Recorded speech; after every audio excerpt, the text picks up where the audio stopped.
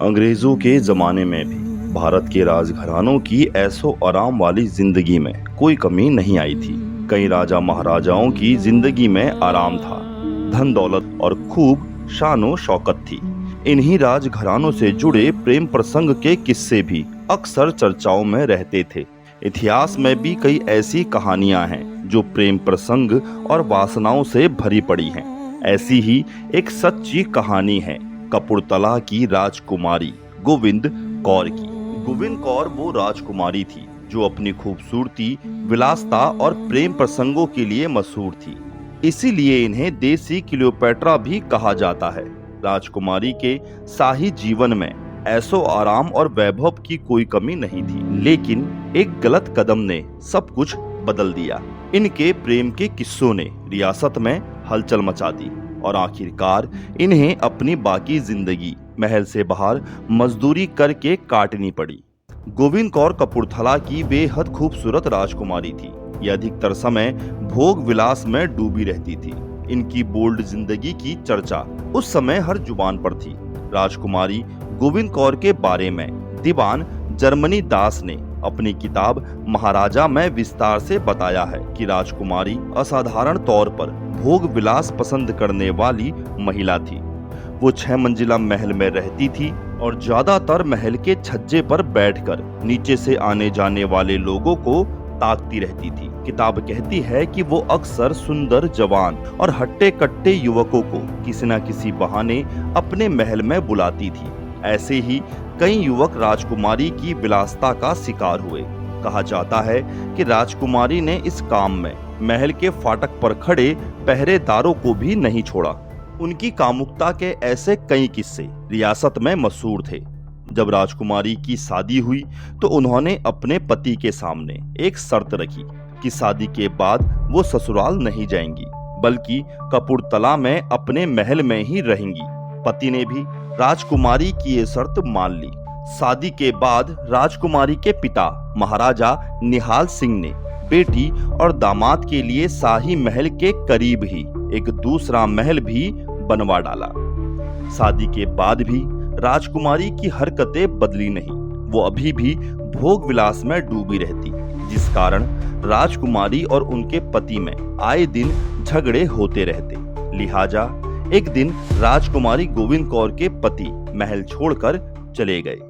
पति से अलगाव के कुछ ही समय बाद राजकुमारी के ऊपर नवाब गुलाम गिलानी के प्यार का नशा चढ़ा।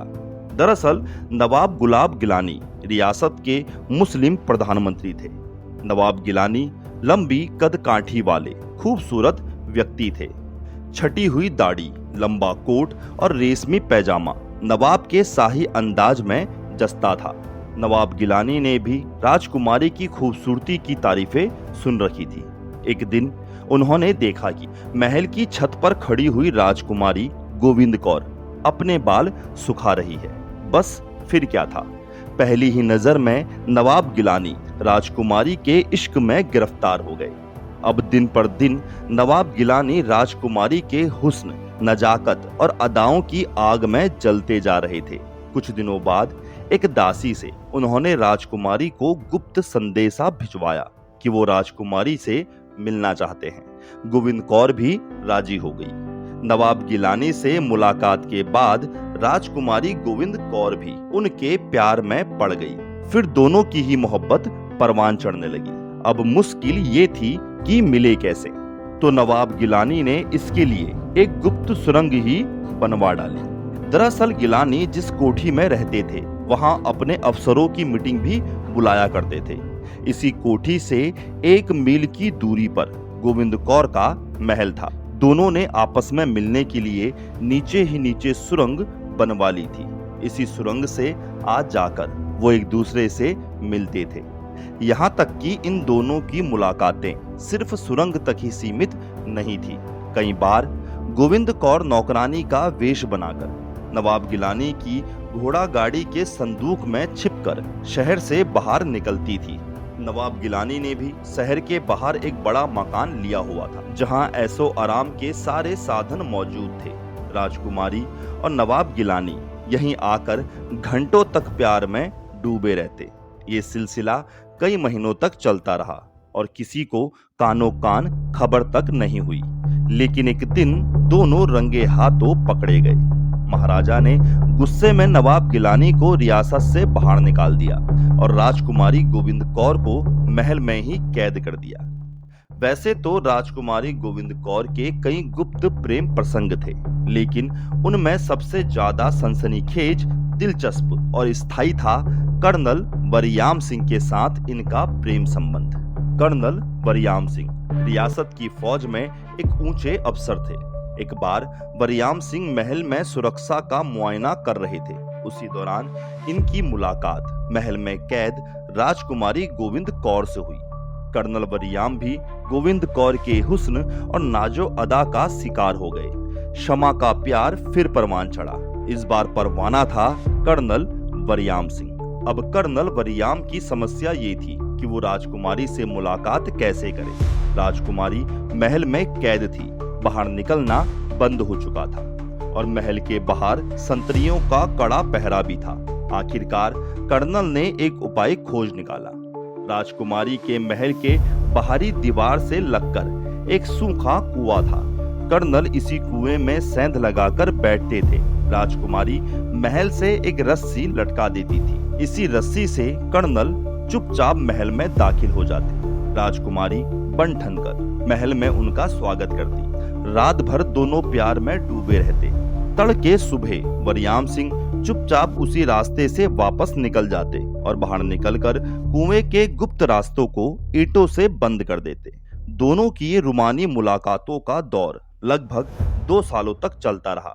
फिर एक दिन इसकी भनक वरियाम सिंह के दुश्मन और कपूरथला रियासत के होम मिनिस्टर सरदार दानिशमंद को लग गई।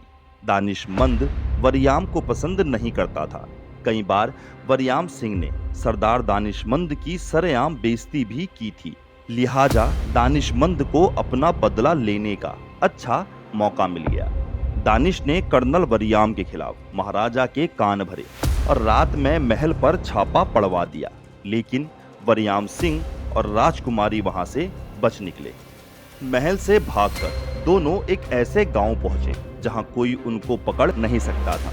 कुछ समय बाद गांव में रहते ये नौबत आई कि राजकुमारी के जेवरात, धन दौलत सब खत्म हो गए, जिसके बाद दोनों एक झोपड़ी बनाकर साधारण तरीके से रहने लगे और खेती करके अपना पेट पालने लगे। कर्नल वरियाम सिंह खेत में हल चलाते और राजकुमारी गाय और बैल के गोबर के कंडे बनाती थी।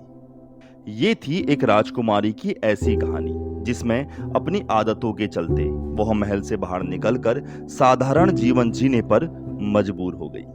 तो आपको हिंदुलॉजी फैक्ट का यह रोचक वीडियो कैसा लगा? अगर आपको यह वीडियो पसंद आया तो वीडियो को लाइक, शेयर और चैनल को सब्सक्राइब जरूर कर लीजिएगा।